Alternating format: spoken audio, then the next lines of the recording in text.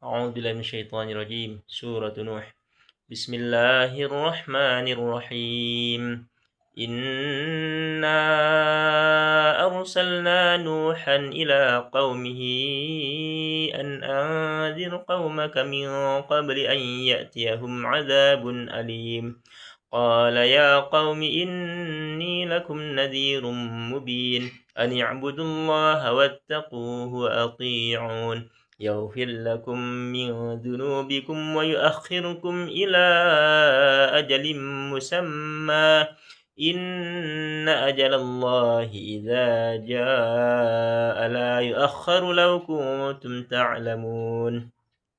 قال رب إني دعوت قومي ليلا ونهارا فلم يزدهم دعائي إلا فرارا وإني كلما دعوتهم لتغفر لهم جعلوا أصابعهم في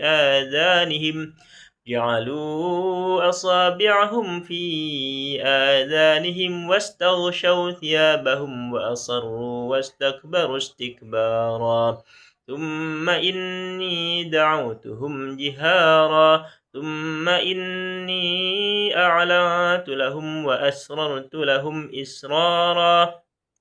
فقلت استغفروا ربكم إنه كان غفارا يرسل السماء عليكم مدرارا ويمددكم بأموال وبنين ويجعل لكم جنات ويجعل لكم أنهارا ما لكم لا ترجون لله وقارا وقد خلقكم أطوارا ألم تروا كيف خلق الله 7 سماوات طباقا وجعل القمر فيهن نورا وجعل الشمس سراجا والله أنبتكم من الأرض نباتا ثم يعيدكم فيها ويخرجكم إخراجا والله جعل لكم الأرض بساطا لتسلكوا منها سبلا فجاجا قال نوح رب إنهم عصوني واتبعوا من لم يزده ماله وولده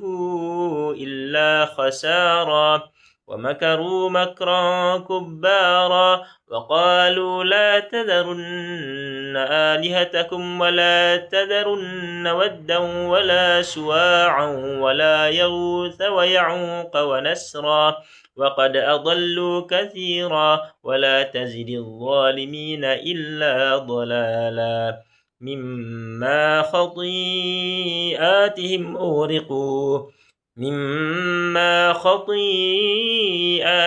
أغرقوا فأدخلوا نارا فلم يجدوا لهم من دون الله أنصارا